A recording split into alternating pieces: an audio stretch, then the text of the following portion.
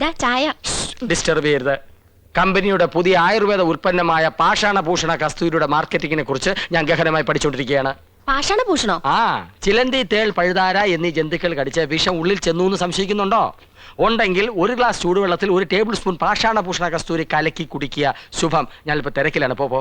തിരക്കിനിടയിൽ കത്ത് പോസ്റ്റ് ചെയ്യാൻ മറക്കണ്ട. കത്തോ? ആർക്കടി കത്ത്? എടി ആർക്കാന്ന്? എന്തിനാ ചൂടാവുന്നേ? രഹസ്യമായ കത്താണെങ്കിൽ ആരെങ്കിലും സ്വന്തം ഭർത്താവിന്റെ കയ്യിൽ കൊടുക്കോ? അപ്പൊ നീ രഹസ്യമായി കത്ത് എഴുതാറുണ്ടല്ലേ? എഴുതിയിരുന്നു, കല്യാണത്തിന് മുൻപ്. അത് ശരി. 2 പിള്ളേരുടെ തള്ളയായ ശേഷമാണോ നീ സത്യം എന്നോട് തുറന്നു പറയുന്നത്? നിന്നെ ഡൈവേഴ്സ് ചെയ്യും. അയ്യോ, പ്രേമലേഖനൊന്നുമില്ല. പിന്നെ എങ്ങനെ സൗന്ദര്യം വർദ്ധിപ്പിക്കാന്നുള്ള വംതിയിലേക്കാ രഹസ്യം എഴുതിയിരുന്നത്. അതാണോ? ഇനി എന്നെ ഡ്രൈവാഷ് ചെയ്യോ? അയ്യോ ഇല്ല ഇന്ദു, ഇന്ദു മതി, ഇംഗ്ലീഷും മതി. താങ്ക്സ്. ഈ കത്ത് വീട്ടിലേക്കാ. ഇക്കുറി വിഷുവിന് ഞാൻ വീട്ടിലേക്ക് ചെല്ലാന്ന് അറിയിക്കാനാ. വിഷുവിന് നീ വീട്ടിൽ പോകുന്നില്ലേ? ചെയ്ത് മോശമല്ലേ ഇന്ദു? ചേച്ചിമാരും പോണില്ല. അമ്മാവനെ ഒറ്റയ്ക്കാക്കിട്ട് പോണ്ടാന്ന്.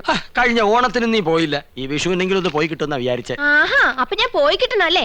മനസ്സിലിരിപ്പൊക്കെ ഞാൻ അറിയുന്നുണ്ട്. ഒരു റെപ്രസെന്റേറ്റീവ്. റെപ്രസെന്റേറ്റീവ് അല്ല ഇന്ദു, റെപ്രസെന്റേറ്റീവ്. രണ്ടും ഒന്ന് തന്നെയാ.